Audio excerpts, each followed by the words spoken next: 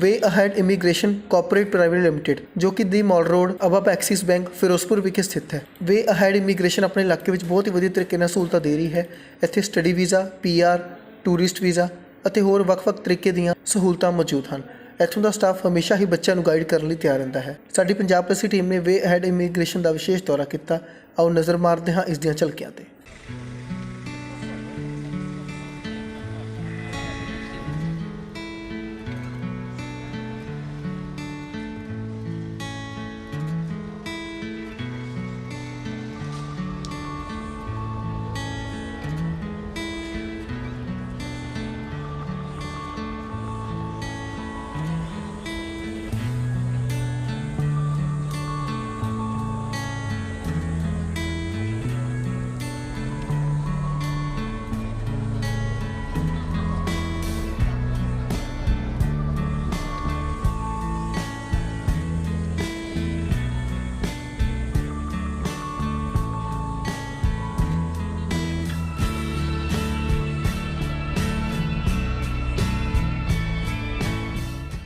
मोनिका जी, जो ये वे Ahead immigration corporation private limited है फिरोजपुर में और आप लंबे समय से चला रहे हैं इसको, अब हमें ये बताएं हमारे दर्शकों को कि किस तरह से इतना लंबा जो सफ़र आपका हो चुका है, एक्सपीरियंस हो चुका है।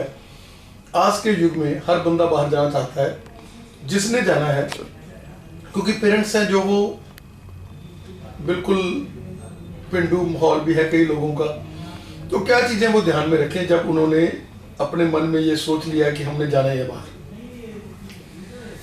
सर देखिए, आज की डेट में काफ़ी जो हमारा यूथ है वो पढ़ा लिखा हो चुका है आज भी, लेकिन हाँ पेरेंट्स जो हैं उनके वो अभी भी उसी हिसाब से चलते हैं, राइट।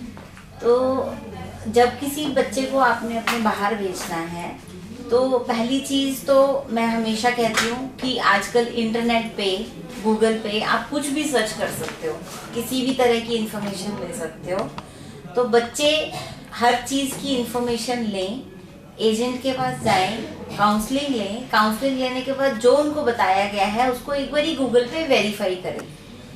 और पेरेंट्स को भी ये करना चाहिए कि जो बच्चे चेक कर रहे हैं एक बार साथ बैठ के देखें कि बच्चे क्या चेक कर रहे हैं, इंफॉर्मेशन जो बताई गई है वो सही है या नहीं है।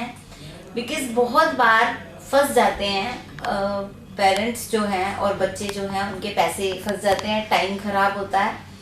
तो ये चीज़ों से बचने के लिए थोड़ा सा बच्चों को एक्टिव होना चाहिए। जब उनका काम शुरू हो गया फाइल का, उनको हर चीज़ पता होनी चाहिए कि भाई हमारा सेकंड स्टेप पे क्या होना है, थर्ड स्टेप पे क्या होना है, खुद बच्चों को पता होना चाहिए। अगर बच्चे एक बार एजेंट को पैसे दे के ये सोचे जी पैसे दे दिए हमारा काम खत्म, अब एजेंट ने वीज़ा लगवाना, ऐसे नहीं होता है।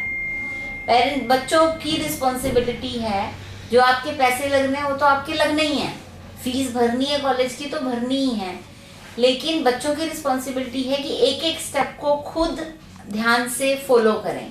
हमारे पास जितने भी बच्चे आते हैं, अगर कई बार कोई ऐसे भी बच्चे आते हैं जो ये सोचते हैं चलो हमने पैसे दे दिए हमारा काम खत्म, हम उनको फ़ोन कर करके बुलाते हैं और उनको समझाते हैं कि अब आपका ये स्टेप हो गया, अब अगला ये स्टेप है, अब तीसरा ये स्टेप है। चाहे तो बच्चे डायरेक्ट यूनिवर्सिटी में खुद भी बात कर सकते हैं, जिस भी कॉलेज या यूनिवर्सिटी में उनका एडमिशन करवाया, ताकि उन्हें हर चीज़ खुद पता हो। जो बच्चों की मेल आईडी होती है वो हम ओरिजिनल डालते हैं ताकि बच्चे को मेल आए, बच्चे को हर चीज़ पता हो। अब अगर बच्चा किसी ऐसे एजेंट के पास गया है जिसके पास ना तो उसकी मेल आईडी है ना वो कुछ इन्फॉर्मेशन है, वो अपने आप बच्चे को सोचना चाहिए ना कि मेरे को कुछ नहीं पता तो कैसे मैं मान लूँ कि एजेंट मेरा काम ठीक से कर रहा है। तो अपनी सेल्फ अवेयरनेस बहुत ज़रूरी है, हर चीज़ का ध्यान रखो, मतलब ही नहीं कोई आपके साथ गलत कर जाएगा। मैडम, जिस तरह से पारदर्शी ढंग से आप बात कर रहे हैं और अपना बिजनेस आप इसी तरह से कर रहे हैं, आप हमें बताएं कि जब स्टूडेंट ने आइलेट्स में बैंड ले लिए, 6, 6.5 बैंड, 7 बैंड तक ले लिए, उसके बाद उसने अप्लाई करना, चाहे ऑस्ट्रेलिया करना, कनाडा करना, किसी भी कंट्री में करना, तो क्या है प्रोसीजर, क्या है? सर देखिए, वीज़ा किसी भी कंट्री का हो, चाहे आप इंडिया में पढ़ाई आगे करना चाहते हैं या किसी और देश में करना चाहते हैं। हाँ ये है कि किसी और देश में आप जाते हैं तो आपको आइलेट्स करनी पड़ती है, ठीक है, आइल्स करनी पड़ती है। लेकिन आप इंडिया में विदाउट आइल्स कर सकते हैं एडमिशन। पर एडमिशन का प्रोसीजर तो सेम ही रहता है ना, कि सबसे पहले आप प्रोस्पेक्टस, हमारे देश में अगर कहीं भी किसी अच्छी यूनिवर्सिटी या कॉलेज में एडमिशन लेना है तो आप सबसे पहले प्रोस्पेक्टस खरीदेंगे। ऐसे ही दूसरे देश में जब हम एप्लीकेशन अप्लाई करते हैं तो हमें एप्लीकेशन फीस भरनी पड़ती है। कुछ कॉलेजेस या कुछ कंट्रीज में एप्लीकेशन फीस होती है, कुछ कॉलेजेस में नहीं होती, फ्री होते हैं। जैसे कि कुछ कॉलेजेस के हमारे देश में प्रोस्पेक्टस होते हैं पैसे देके, कुछ कॉलेजेस के फ्री होते हैं। तो यही रूल दूसरे देशों में है। फिर जब आपको एडमिशन मिल गया तो आपने फीस भरनी है कॉलेज की, वो भी आपके जैसे इंडिया में है सेम चीज दूसरे देशों में है। उसके लगने के बाद जब वीजा लग गया और उस बंदे ने वहां से पढ़ाई पूरी कर ली, तो क्या इस चीज के चांसेस ज्यादा रहते हैं कि उसकी सर्विस वहां लग जाएगी और वो परमानेंट रेजिडेंस भी हो जाएगा? देखिए, अगर बच्चा पढ़ाई करके उसी देश में सेटल होना चाहता है तो अलग अलग कंट्रीज के अलग अलग रूल्स होते हैं। बट जो बच्चा इंटेलिजेंट है, जो अच्छी तरह पढ़ाई करता है, उसके लिए तो नौकरियां हमेशा ही रेडी रहती हैं। देखिए, इंटेलिजेंट बच्चे को कभी नौकरी की दिक्कत नहीं होती। जैसे फॉर एग्जांपल हमारे देश में जो बच्चे आईआईटी या आईआईएम से एमबीए करते हैं, उनको यूएस से कंपनीज आती हैं और वहीं कैंपस से पकड़ के ले जाती हैं। वो कहती हैं जी तुम अपने देश में मत रुको, तुम्हें उतनी सैलरी नहीं देंगे, हम ज़्यादा देंगे, आओ हमारे यहाँ जॉब करो। तो जब जो कंपनियां इंडिया में आके बच्चे लेके जा सकती हैं, वो अपने देश से क्यों नहीं लेंगी? मोनिका जी, क्योंकि फाइनेंशियल पोजीशन जो है हमारे पंजाब में थोड़ा डिफिकल्ट है आजकल, किसानी भी थोड़ा मार झेल रही है।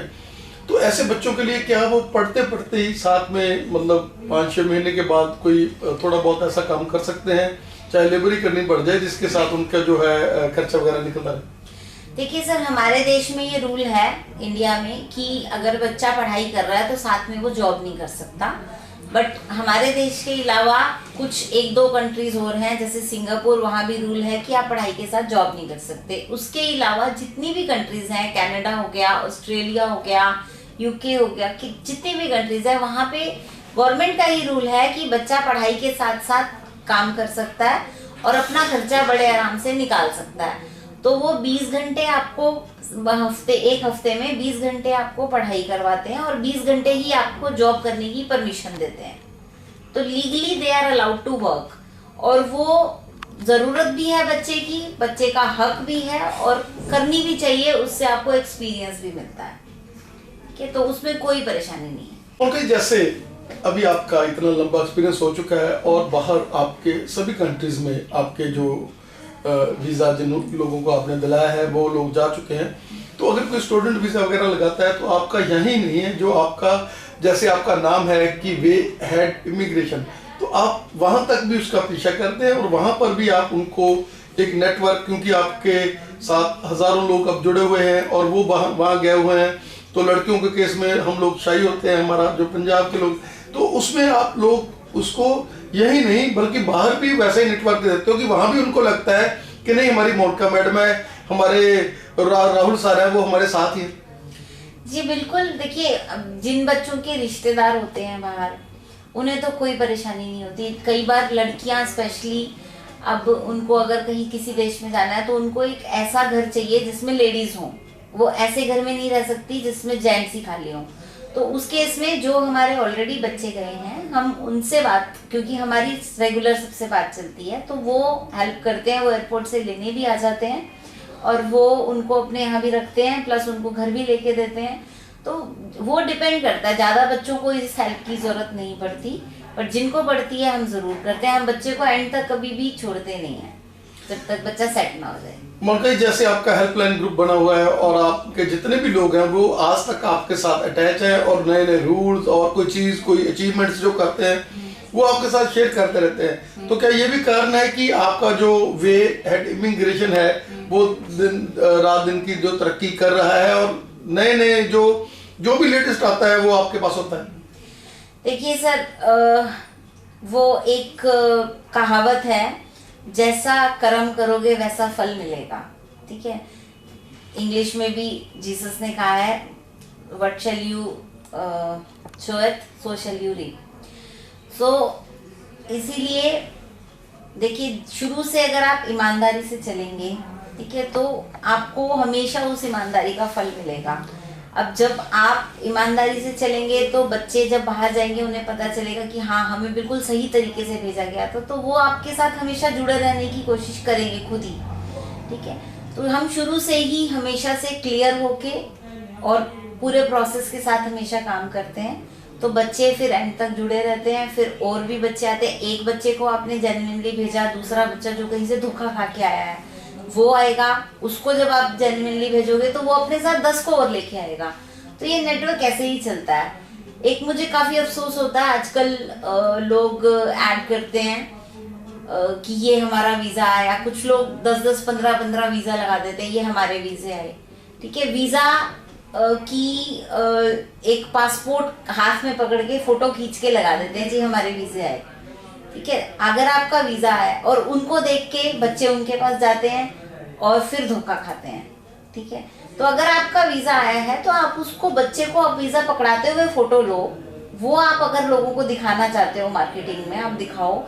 फेक न्यूज नहीं डालनी चाहिए। कुछ लोग अपने 10-10 साल पुराने वीजे को दिखा देते हैं, जी हमारे वीजे आए, ताकि लोग उनके पास आए। और 10 साल पहले के जो रूल्स थे, ठीक है, 10 साल पहले उनका वीजा आया था, आज के रूल्स के हिसाब से चेंज हो चुका है। आप स्टडी करो, आज के रूल सीखो, आप काम करो, कोई परेशानी नहीं है उसमें। लेकिन गलत बच्चे के साथ नहीं करना चाहिए। बच्चे को झूठी न्यूज दिखा के उसको अट्रैक्ट करना और फिर बाद में उसको खराब करना, ये चीज नहीं होनी चाहिए। मोनिका, ये तो रही स्टडी वीजा की बात, और उसके साथ साथ विजिटर वीजा, जिसके लिए आप एक्सपर्ट हैं, और जितने भी स्टूडेंट जाते हैं उनके पेरेंट्स को भेजना, उनके बहन भाइयों को भेजना या उनके स्पाउस को भेजना, वो आप बहुत देर से कर रहे हो, उसके बारे में क्या कहना चाहें? देखिए सर, पेरेंट्स, अगर बच्चा गया है, पेरेंट्स का हक है अपने बच्चे से मिलना जाके, तो वो तो एक बहुत ही सिंपल और नॉर्मल सा प्रोसीजर है, उसमें कोई हार्ड एंड फास्ट नहीं है, ठीक है। बच्चा वहाँ से इनविटेशन भेजता है और माँ बाप, भाई बहन जा सकते हैं। बट उसमें भी एक चीज़ का आपको ध्यान रखना चाहिए कि एम्बेसी वीज़ा तब देती है जब आपके पास फाइनेंशियल्स अच्छे हैं, ठीक है। तो पेरेंट्स, अगर आपका बच्चा गया है तो अपने ITRs फिल करो, अपने फंड्स को इतना स्ट्रॉन्ग रखो कि कल को जब आप जाओगे तो एम्बेसी को कोई दिक्कत ना हो आपको वीज़ा देने में। तो बिल्कुल जाएं, मिले, वापस आएं। पूरी फैमिली जाके सेटल भी हो सकती है। काफ़ी देश जो हैं वो इस चीज़ को प्रेफर करते हैं कि एक फैमिली से एक मेंबर आया तो पूरी फैमिली वहाँ आके रहे, बट धीरे धीरे, step by step. Monika ji, PR में आपका बहुत बड़ा नंबर है और बहुत सारे लोगों को आप PR दिला चुके हैं। अब उसके बारे में बताएं कि PR का क्या प्रोसीजर है? सर, परमानेंट रेजिडेंसी होती है उन लोगों के लिए जो अपनी एजुकेशन लेवल, मतलब मास्टर लेवल तक अपनी एजुकेशन कर चुके हैं, 3-4 साल एक अच्छी जॉब भी कर चुके हैं। अब वो दूसरी कंट्री में, जैसे सपोज कनाडा में जाके जॉब करना चाहते हैं, तो उनको अपनी पुरानी सारी क्वालिफिकेशन, अपना एक्सपीरियंस प्लस IELTS में उनको एक अच्छा बैंड लेना होता है, तो उनकी PR में कोई परेशानी नहीं आती, कोई ज़्यादा खर्चा नहीं आता। 2.5 से 3 लाख में पूरा PR का प्रोसीजर होता है फैमिली का, हस्बैंड वाइफ का। बहुत ही जेन्युइन सा खर्चा है, ठीक है। बट उसके लिए आपकी एक क्वालिफिकेशन अच्छी होनी चाहिए, आपकी एक IELTS स्कोर अच्छा होना चाहिए और आपके पास जेन्युइनली 3 साल की जॉब होनी चाहिए, तो PR आराम से हो सकती है। अब जो लोग करते हैं जी हमारे तो बैंड 6 ही आए हैं या 6.5 आए हैं, वो PR के लिए नहीं चलते, वो स्टूडेंट के लिए चलते हैं। PR के लिए आपके पास 7-8 बैंड होने चाहिए, तभी आप PR हो सकते हो। मतलब आपको अपनी बड़ी हाई लेवल की इंग्लिश प्रोफिशिएंसी प्रूव करनी है। आप मेहनत करो, बार बार पेपर दो, अच्छे स्कोर लो, आराम से PR आती है। प्लस एज, मतलब आपने अगर 35-40 साल के बाद सोचा अब PR वो बहुत मुश्किल हो जाती है। तो एक यंग एज में 26, 27, 28, 30 साल का बच्चा जिसके पास एक्सपीरियंस है, क्वालिफिकेशन है, IELTS में अच्छा स्कोर है, बहुत आराम से, बहुत कम खर्चे में, अगर बच्चा सिंगल है तो 1.5 से 2 लाख में वो कनाडा पहुंच सकता है, सिर्फ इतने से खर्चे में। बट उसको मेहनत करनी पड़ेगी, IELTS में अच्छा स्कोर लेना पड़ेगा, तो कोई परेशानी नहीं आती। हाँ, अगर आपको कोई ये है कि भाई पैसे देके ही सारा काम करना है, तो पैसे देके तो जी फ्रॉड ही काम होते हैं, ठीक है ना। तो जेन्युइनली आप करो, खर्चा भी कम आता है, बस मेहनत करनी पड़ती है। उनका जी आपका हमने आज कीमती समय लिया, और हम चाहेंगे कि वे हेड इमिग्रेशन जो पंजाब प्लस के साथ एक अटैचमेंट है जिनकी, और हम जब भी फिरोजपुर शहर में आते हैं आपको रिक्वेस्ट करते हैं, आप हमारी रिक्वेस्ट मानकर हमारे दर्शकों को बहुत ही यूजफुल इंफॉर्मेशन देते हैं। आज भी आपने दी, आपका बहुत बहुत धन्यवाद। Thank you sir, thank you very much for your support, thank you.